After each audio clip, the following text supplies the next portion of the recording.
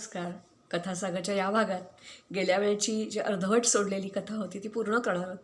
पार्वतीचा जन्म झाला हिमालयाच्या पोटी, हिमालय आणि मेनका. आणि आता ती शंकराची कशी झाली, विवाह कसा झाला.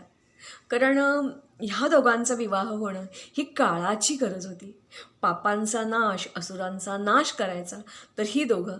आणि अर्थातच ही जी पार्वती आहे ना, त्या पार्वतीला गंगा आणि विष्णू यांची बहीण असंही म्हणतात बरं का. याच्याशिवाय ही हिमालयाची पुत्री आहे, कार्तिकेय आणि गजानन याची माता आहे. हिला विविध नावांनी ओळखलं जातं.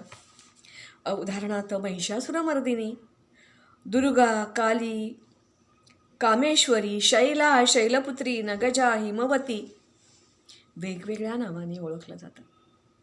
मात्र ही पार्वती ही आणि शिव ह्या दोघांचं लग्न आणि मग त्यांना होणारा कार्तिकेय आणि मग या त्रिपुरासुराचा वध हे असं विधिलिखित होतं. हे विधिलिखित जरी असलं तरी पार्वतीला लहानपणी ह्या सगळ्याची कल्पना नव्हती. ती आदिमाता आहे हे कळायला तिला नारदांनी तिची तपस्या पूर्ण झाल्यावर सांगायची वेळ आली होती. अर्थातच ही हिमालयाची कन्या, प्रत्यक्ष राजाची कन्या, राजकन्या आणि आदिमायेचं रूप गुण घेऊन आलेली ताकद, हिची अंतराग्नी जी ताकद होती ती किती असेल आपण कल्पनाच केलेली बरी. लहानाची मोठी होत होती, सगळ्या गुणांनी वाढत होती. मात्र ही इतरांपेक्षा थोडी वेगळी होती. म्हणजे सतत आणि सतत शिवाच्या भक्तीमध्ये लीन असायची. शिवाची भक्ती करता करता करता करता ही इतकी लीन झाली की त्याला तरी मनातून वरलं आणि ह्या त्रैलोक्याचा स्वामी हाच माझा स्वामी असेल असं पार्वतीला वाटायला लागलं. पार्वती लहानाची मोठी होत होती, पण हे व्हावं कसं? शिव आणि पार्वती यांचं एकत्र येणं गरजेचं होतं. ते कसं व्हावं? तर शिव तर कैलासामध्ये होता, तपस्या करत होता. तिथेही पार्वती पोचणार कशी? तपस्येमधून त्याचा भंग होणार कसा? तो मिळणार कसा? मागणी घालणार कसा? आणि हे सगळं होणार कसं? अर्थातच दरवेळेला जशी नारद मदत करतो, तो कळीचा नारद असं आपण म्हणतो बरं का. पण जिथे जिथे गरज असेल ना तिथे तो नारद येतो. चिरंजीवी जे 7 आहेत ना त्यांच्यापैकी हा एक आहे बरं का. आजच्या काळातही असे नारद असतातच असतात. वेगवेगळ्या रूपात आपल्याला ते भेटतात. पण नारद ह्या राजाकडे, हिमालयाकडे आला आणि त्याला म्हणाला, तुझी जी पार्वती आहे ना तिला तू शंकराच्या सेवेत पाठवून दे. तू तिला स्वतः घेऊन जा. अर्थातच हिमालय स्वतःच्या कन्येला तिथे घेऊन तर गेला बरं का. खरं तर त्याला मनापासून हा आपला असा भणंग भिकारी, स्मशानात राहणारा, मुंडांची माळ घालणारा, विचित्र केस, जटा वाढवलेला, गण त्याचे असणारा जावई म्हणून बिलकुल पसंत आता नव्हता. पण त्यांनी तर प्रार्थना केली होती ना, पार्वती आदिमाया त्याच्या आली होती आणि आदिमाया आणि शंकर यांचं मिलन होणं गरजेचं होतं. तो गेला, पार्वती त्याच्याबरोबर गेली आणि तपस्येचा जराही भंग न करता कितीतरी वेळ दोघंजणं तिथे उभं राहिली, ताटकळली. शेवटी त्यांची तपस्या होती ती फळाला आली.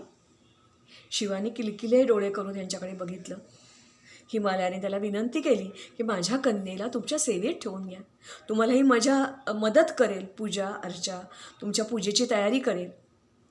तिच्याकडे न बघताच शिव तथास्तु म्हणाली. पार्वती तिथे राहायला लागली.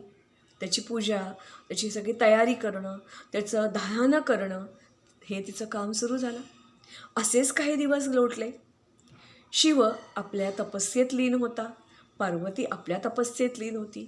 देव इकडे अस्वस्थ होत होते, कारण दोघांचं एकमेकाशी संभाषण नाही, बोलणं नाही, काहीच नाही. व ह्यांचं लग्न होणार तरी कसं? एकमेकांना आकर्षण वाटणार तरी कसं? परत नेहमी युक्ती शोधणारे विष्णू हे परत कोणाकडे गेले तर कामदेवांकडे गेले. त्यांनी कामदेवाला परत गळ घातली की काहीतरी आपल्याला आता केलं पाहिजे बरं का. आणि मग कामदेवाकडे गळ घातल्यानंतर रती आणि तिचा नवरा यांना त्यांनी सांगितलं, गळ घातली की काही कर, मदनाचं रूप घे आणि या शिवाला विचलित कर. तो घाबरला, अरे बापरे, शिवाच्या तपस्येचा भंग करायचा, मला काही झालं तर. यावेळेला आदिमायेच्या रूपात तिथे परत आदिमाया आली आणि त्याला म्हणाली, घाबरू नकोस, तुझा जरी अंत झाला, शिवाने तुला शाप दिला तरी पुन्हा तुला पूर्वरूपात आणायचं हे काम माझं, तू चिंता करू नकोस. मग अर्थातच हा मदनाच्या रूपामध्ये, पण मदन म्हणजे मदन प्रत्यक्ष नव्हे, तर जी अ, फळाफुलांची थाळी पार्वतीने सजवली होती त्याच्यात हा मदन दडून बसला. तरी मदनाचा बाण शिवावर चालवला. शिव क्षणभर विचलित झाला. त्याचं पार्वतीकडे लक्ष गेलं. अरे, एवढी रूपसुंदरी गुणवान आपली सेवा करते, आपलं लक्षच नाही गेलं. एक क्षणभर तिच्या तो मोहात पडला, पण दुसऱ्या क्षणी तो सावरला. अरे, मी सतीशी प्रतारणा करणं असं होईल, हे मला नाही. मी शिव आहे, शक्ती आहे, आणि तिच्या तपस्येमध्ये असा भंग होणं मला जराही पटणार नाही आहे. मग त्यांनी परत तिला सांगितलं, तू इथून चालती हो, मला माझ्या परत डोळ्यासमोर सुद्धा नको आहेस, चालू लाग. आणि परत तो तपस्येला बसला. जो मदन होता त्याला त्यांनी शाप दिला, तिसरा नेत्र उघडला, त्याला जाळून टाकलं. आणि पार्वती बिचारी परत खिन्न झाली. परत नारद मदतीला आले. ते म्हणाले, आता तू परत हिमालयामध्ये जा आणि शिवाची तपस्या कर. कशी तपस्या होती? कडक तपस्या. बेअर फुटेड, पायात चप्पल बूट, काही बूट नाही तेव्हा, खडावा असतील, ते न घालता ती पहिल्यांदा सुरुवातीला वाटेतून चालत गेली, रणातून चालत गेली, बर्फातून चालली. ती पण सुरुवातीला एका पायावर उभी राहिली काही दिवस तिने फक्त फलाहार घेतला. मग फलाहाराने पण शिव प्रसन्न होत नाही आहे, मग ती फक्त हवा पाण्यावर राहायला लागली. किती एक दिवस असे गेले. तिची तपस्या प्रचंड उग्र होती. या उग्रामुळे उष्णता निर्माण झाली, त्याची धग निर्माण झाली, आणि ही निर्माण झालेली धग चक्क देवांपर्यंत जाऊन पोचली. देव अस्वस्थ झाले.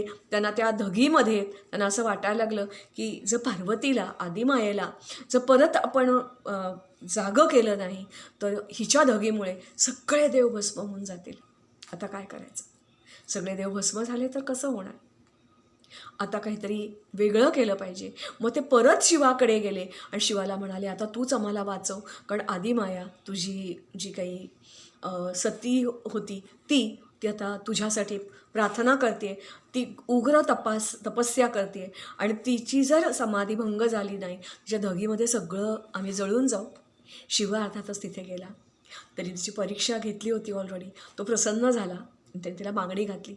ह्या ज्या सगळ्या गोष्टी घडल्या ह्या उत्तराखंडमध्ये घडल्या. पण उत्तराखंडला म्हणतात देवभूमी, कारण आपण बघितलं की तिचा जन्म कुठे झाला, ते हिमालयाच्या पोटी, पण उत्तराखंडमध्ये अपर्णेश्वर इथे झाला. हिने जी प्रार्थना केली, हे तप उग्र आकारलं, ते कुठे केलं गेलं तर असं म्हणतात की अलकनंदा आणि गंगेच्या किनारी एक देवप्रयाग नावाचं एक ठिकाण आहे. त्या ठिकाणी ते उपासना केली. तिला शिव कुठे भेटायला आला, जिथे आत्ता गुप्तकाशी हे म्हटलं जातं, तिथे तिला शिव भेटायला आला. त्यांचा हात मागितला हातात. ती म्हणाली, नाही, मी तुला हातात घेते, पण तुला माझ्या आईबाबांकडे यायला पाहिजे आणि आईबाबांकडे येऊन मला मागणी घातली पाहिजे. शिव अर्थातच तयार झाला. शिव आणि पार्वती पुढे चालली आहे, आपल्या बाबांकडे घेऊन चालली आहे. ती हिमालयामध्ये पोचतात. हिमालयाच्या समोर उभे राहतात आणि अर्थातच त्यांनाही खूप बरं वाटत असतं की आपल्या पोटी आदिमायेने जन्म घेतलेला आहे आणि आता तिचं, पार्वतीचं लग्न शिवाशी लावून द्यायचं आहे. धूमधडाक्यात, राजकन्येचं लग्न आहे ना हे, धूमधडाक्यात लग्न. अर्थातच सगळी तयारी सुरू होते. आमंत्रणं जातात, जिकडे तिकडे आमंत्रणं जातात. लग्नाचा मुहूर्त ठरतो आणि हे लग्न त्रिपुरी नारायण नावाचं एक मंदिर उत्तराखंडमध्ये, आता ते एका छोट्याशा खेड्यामध्ये आहे, त्या ठिकाणी ते मंडप घातला जातो. ते लग्न ठरतं. लग्नाला सगळेजण येतात, वर पण येतो, पण हा वर इतरांपेक्षा खूप विचित्र आणि वेगळा असतो. प्रचंड मोठं महाकाय विशाल रूप तो धारण करतो. सगळ्या जटा पिंजारलेल्या आहेत, गळ्यात मुंडक्यांची माळ घातलेली आहे, त्रिशूळ आहे, त्रिनेत्र उघडलेलं आहे, ज्वाळा त्यातून बाहेर येत आहेत. आणि अर्थातच त्यांनी नुकत्याच मारलेल्या एका गजेंद्राचं कातडं पांघरलेलं असतं, रक्त ठपकत असतं.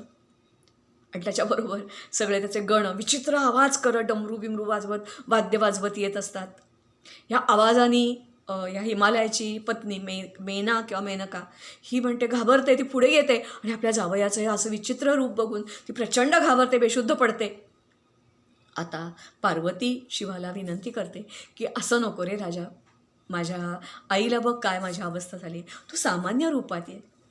शिव तात्काळ ही मागणी मान्य करतो आणि अर्थातच तो ज्या रूपात प्रगटतो त्याचं देऊळ मात्र दक्षिणेत आहे बरं का. हा जो होता हा अप्रतिम सौंदर्याचा पुतळा, अशा प्रकारचा स्वरूप सुंदर अशा प्रकारचं त्याचं रूप हे तो घेतो. असं वर्णन केलेलं आहे की 9 फूट त्याची उंची असते आणि सर्व देव, इतर राजे राजवाडे ह्याच्यात उठून दिसत असतो. आणि असा हा देव हा तिथे प्रगटतो. धामधुमीत लग्न होतं आणि अर्थातच लग्नाच्या अगोदर आणखीन एक गोष्ट घडते, ती म्हणजे जेव्हा आपल्याकडे आता काय तेव्हा प्रथा असेल मला माहिती नाही, पण अशी एक क्षण येतो की ज्या ठिकाणी सांगायचं असतं की आपल्या वंशावळीचं वैशिष्ट्य काय, कोण होऊन गेले मोठे मोठे. हिमालय तर राजा, तो सांगतो माझ्या पूर्वजांची नावं सगळी सांगतो. तो शिवाला विचारतो तुझ्या पूर्वजांची माहिती सांग, तुझ्या पूर्वजांची माहिती सांग. शिव पूर्वजांची माहिती काय सांगणार, तो गप्प राहतो. आणि मग गणाकडे तो वळतो, तुम्ही तरी सांगा, जोपर्यंत ही माहिती मला कळत नाही तोपर्यंत माझ्या मुलीचा हात त्याला देता येणार नाही. आता परत नारद तिथे प्रगटतो आणि नारद म्हणतो की अरे कोणाला तू काय विचारतोयस, शिव तर निर्गुण निराकार असा हा आहे, त्याला आदी नाही अंत नाही, त्याला आई नाही बाबा नाही, हा स्वयंभू आहे. आणि मला असं वाटतं स्वयंभू असणारा हा एकमेव आहे या पृथ्वीतलावर, स्वर्गात, अवकाशात, जिकडे तिकडे हा एकमेव आहे. तू किती भाग्यवान आहेस, काय याला हिस्ट्री त्याची पास्ट विचारतोयस. शिव हसतो. अर्थात हिमालय आपल्या कन्येचं दान ह्या शिवाला करतो. शिव आणि पार्वती दोघं अर्थातच परत कैलासात निघून जातात. काही दिवस लोटतात आणि परत आता हे जे तिन्ही असुर होते, म्हणजेच आपल्या राजवाड्यात सोन्याच्या राहणारा, स्वर्गात राहणारा हा विधुमली, अवकाशात राहणारा, चांदीच्या राजवाड्यात राहणारा कमलाक्षा आणि तारकाक्षा, पृथ्वीवर लोखंडाच्या राजवाड्यात राहणारा, 1000 वर्ष होत येतात. आणि आता असा क्षण येतो की हे तिन्ही राजवाडे, तिन्ही राजे एकत्र येणार आणि त्याच्यापासून त्रिपुरासुराचा जन्म होणार. आता खरी परीक्षा असते. आणि मग परत सगळे देव तयारीला लागतात. शिव त्याच्या अधून वध व्हायचा असतो ना, मग शिव आणि पार्वती ही परत एकदा, पार्वती त्याची शक्ती बनते. प्रत्यक्ष लग्न ब्रह्माने लावलंय बरं का. तसंच हे ब्रह्मा विष्णू या ठिकाणी कसे असतात बघा. तर असं ठरतं की विष्णू आणि ब्रह्मा हे विश्वकर्म्याला सांगतात की रथ बनव. या रथाचं सारथ्य प्रत्यक्ष ब्रह्मदेव करणार असतो. सूर्य चंद्र दोघंही जण त्याची चाकं होणार असतात. अवकाशात जाताना प्रत्यक्ष ढगांच्या पताका या रथाला मिळणार असतात. बाण जो आहे तो त्या काळी हिमालयन तर मेरू पर्वत होता, या मेरू पर्वताचा बाण करायचा होता. त्याचा जो भाता असतो हा अग्नीचा असणार होता. आणि बाकी सगळे त्याचे जे गण आहेत, पशु आहेत, हे सगळेजण एकत्र येतात. सगळीजणं वाट बघत राहतात, प्रतीक्षा करत असतात की कधी एकदा हे राजवाडे एकत्र येत आहेत. त्याच्यातून हे तिघही जे राक्षस आहेत, असुर आहेत, ते एकत्र येत आहेत आणि राजवाड्यात एकत्र मर्ज होणार. बरोबर तो क्षण शिव साधतात आणि अर्थातच अग्नीचा भाता आणि मेरू पर्वत जो आहे त्याचं बाणाचं टोक आणि हे सगळे देव आणि त्याच्या ताकद जी आहे ती आदिमायेची, हा भाता चालवला जातो. तो एकाच वेळेला या तिन्ही राक्षसांचा भेद करतो. तिन्ही राजवाडे एकत्र येत नाहीत आणि अर्थातच त्यांची राख राख होते. ती राख सगळीकडे पसरते. यांचं मागच्या गोष्टीत सांगितल्याप्रमाणे यांनी वेदांचा जो काही अवलंब करायचा ते थांबलेलं असतात. या जन्मात पापपुण्याचं फळ इथे येतं असं मानत असतात. स्वर्ग, देव, नरक काही त्यांना मान्य नसतं. राजेच असं धर्म पालन करतात. म्हणजे अशा प्रकारे असुरवृत्तीने वागणारे अनेक जण असतात. ह्या सगळ्यांचा शिव आणि पार्वती नाश करतात, राख करतात. मात्र त्याच्या राज्यात अजूनही काही लोक असतात की जे असं वागत नसतात, जे अजूनही वेदांचं पालन करत असतात. त्यांना तो वेगवेगळ्या आकाराचे, रंगाचे, रूपाचे पशुपक्षी बनवतो. म्हणून शिवाला पशुपती, पशूंचा नाथ असंही म्हटलं जातं. अर्थातच शिवाचं हे कार्य पूर्ण झालेलं असतं. हा दिवस कोणता असतो तर त्रिपुरी पौर्णिमेचा दिवस असतो. अर्थातच देवांची दिवाळी. सर्व देव खुश झालेले असतात, जिकडे तिकडे दिवे लावले जातात आणि असुरांचा झालेला त्रिपुरासुराचा वध आहे तो साजरा केला जातो. आणि म्हणूनही तुम्हाला आठवत असेल, आजही शंकराच्या देवळात त्रिपुरी पौर्णिमेला मोठीच्या मोठी दीपमाळ सजवली जाते. तिथे हजारो दिवे लावले जातात. मला वाटते मी पार्लेश्वराच्या देवळामध्ये पण ही दीपमाळ सजवली जाते. आपल्यापैकी प्रत्येकजण आमच्यापैकी एक एक देवा तिथे घेऊन जातो. माझ्या माहेरी आमच्या घरात तारकेश्वराचं देऊळ आहे बरं का, शिवाचं देऊळ आहे. आणि मी लहान असताना माझ्या आजोबांनी काशीहून काशी विश्वेश्वराचा एक मुखवटा आणलेला होता. त्या शंकराच्या पिंडीवर दहीभात का उग्र आहे ना, तो तापट आहे ना, त्याला थंड करण्यासाठी दहीभात लिंपला जायचा. वर त्याच्यावर जी काचेच्या एका ह्याच्यात ठेवलेली आजोबांनी मूर्ती असायची ती त्याच्यावर ठेवली जायची. नैवेद्य ठरलेला असायचा. डाळ करायची, बाटली डाळ करायची आणि कोणाला आमंत्रण द्यायची गरज नसायची. लांब लांबून ती बांधलेली दह्याची पूजा, त्याच्यावर काशी विश्वनाथ त्याचं प्रत्यक्ष रूप माझ्या आजोबांनी जे आणलं होतं काशीमधून, शाडूची जी मूर्ती होती ती ठेवलेली आहे. आणि आम्ही सगळे बालगोपाळ मंडळी प्रसाद वाटतोय हे अजूनही मला स्मरत आहे. अर्थातच तीच प्रथा मग माझ्या वडिलांनी सुरू ठेवली, भावाने पण सुरू ठेवली. आणि आजही आमच्या तारकेश्वराच्या मंदिरात त्रिपुरी पौर्णिमा मोठ्या धुमधामात साजरी केली जाते. एकच फक्त खंत आहे आम्हाला की आम्ही आता त्रिपुरी पौर्णिमेला तरी जाऊ शकत नाही. पण अशी ही आजची कथा. गेल्या भागात आणि या भागात 51 शक्तिस्थळं, 12 ज्याला शिवानी निर्गुण निराकार सगुण रूपात प्रगट झाला ते आपण बघितलं. या भागात पार्वतीचा जन्म आणि जन्मानंतर पार्वती आणि शिव यांचं मिलन कशासाठी झालेलं होतं. प्रत्येक गोष्टीला योगायोग लागतो, योगायोग नसतो. तरी वरच्या विधीने जो कर्मा, जो कोणी देव, जी कोणी ताकद आहे ना, तिने हे काहीतरी कार्यकारण भाव हवा म्हणून हे सगळं निर्माण केलेलं असतं. आपण हे समजायला कमी पडतो. मला असं वाटतं या सगळ्यावरून आपण काय धडा घ्यायचा, प्रत्येकाने आपापल्या अनुभवानुसार घ्यावा. पण मला असं वाटतं की आपल्या आयुष्यात पार्वतीला किंवा शिवाला कधी यश आलं, कधी अपयश आलं, कधी तपस्या करावी लागली. आपली तपस्या वेगळी असेल. आपल्या आयुष्यातही कधी चांगले आणि वाईट क्षण येतात, परीक्षा बघण्याचे क्षण येतात. आपली परीक्षा कदाचित वेगळी असेल ना, पण येतात. आपण त्याच्यामध्ये कसे राहतो, कसे तकतो, आपलं सत्व विसरतो की सत्वाला टिकून राहतो, त्याप्रमाणे आपल्याला फळ मिळतं. आत्ता आशीर्वाद देणारे विष्णू नसतील, ब्रह्मदेव नसतील तर दुसरे कोणी असतील. कोणत्या रूपात ते आपल्यासमोर येतात आपण नाही ओळखू शकत त्यांना. पण ही घटनाक्रम हा असाच अविरत सुरू जातो. पाप वाढतं आणि मग त्याचा क्षय करण्यासाठी कोणत्या ना कोणत्या तरी रूपामध्ये कोणी ना कोणीतरी जन्म घेतं. मला असं वाटतं की बरीच जणं आजकाल नरेंद्र मोदींची तुलना ही अशा प्रकारे करतात. अशी करावी नाही करावी प्रत्येकाचं मत वेगळं असेल. पण मला असं वाटतं की सध्या ज्या काही घटना घडत आहेत त्याच्यामागे काहीतरी कार्यकारण भाव आहे. आम्ही किती वर्ष जुलूम सहन केले हो. पहिल्यांदा ग्रीक आले, शक आले, कुशाण आले आणि मग तर मला वाटते मुस्लिम आक्रांतांनी खूपच काहीतरी आमच्यावर अन्याय केले. मला असं वाटते मागे मी असा उल्लेख केला होता की काश्मीरमधलं हे 9वं पलायन आहे. पहिलं पलायन, दुसरं पलायन, खूप खतरनाक वाईट प्रकारे आम्ही सगळं सहन केलेलं आहे. कुठेतरी त्याचा अंत व्हावा म्हणून कदाचित आम्हाला देवाने बुद्धी दिली असेल.